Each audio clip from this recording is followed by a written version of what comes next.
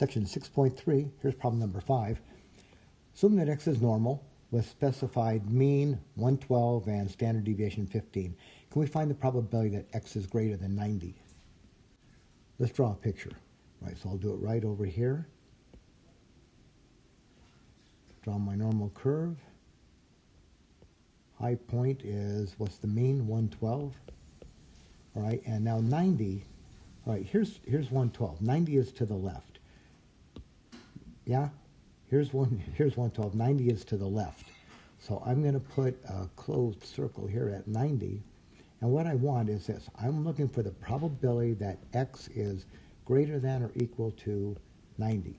All right, so that's going to be this area here. Here's 90, and I want greater than or equal to, right? So I want to land in this interval. So if we were just to pick a random value of x, just pick any value of x, what's the probability that it lands over here?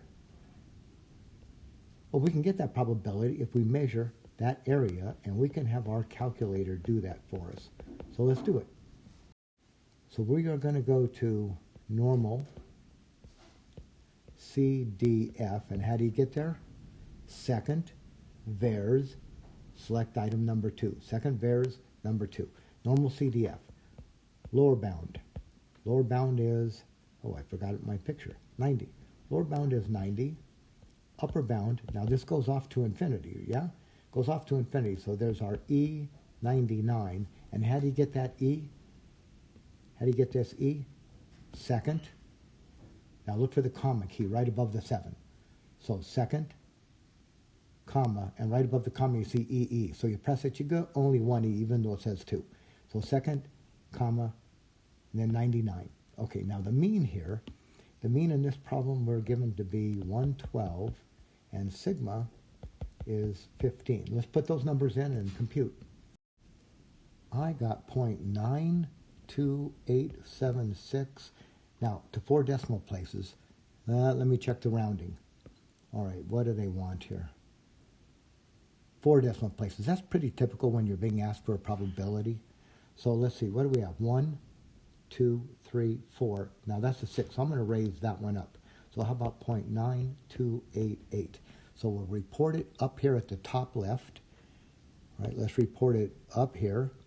So what do we get? 0.9288. So let's put that right here. 0.9288. Now, problem number 6. Find a z. All right, so now we're going to go backwards here. Find a z such that 5% of the area lies to the left of z. Okay, so there's 4 pictures here. Can you get a 5% area to the left of z? Well, that looks like maybe 5%, but it's to the right. That's certainly more than 5%. I mean, right to there is 50%. How about this one? That looks like 5% is to the left of z.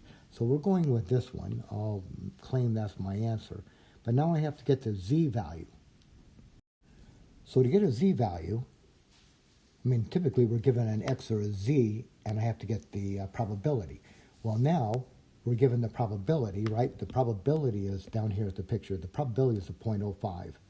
What z corresponds to it? That's what I'm looking for. I'm trying to get this number right here. All right, so to get that, I'm going backwards.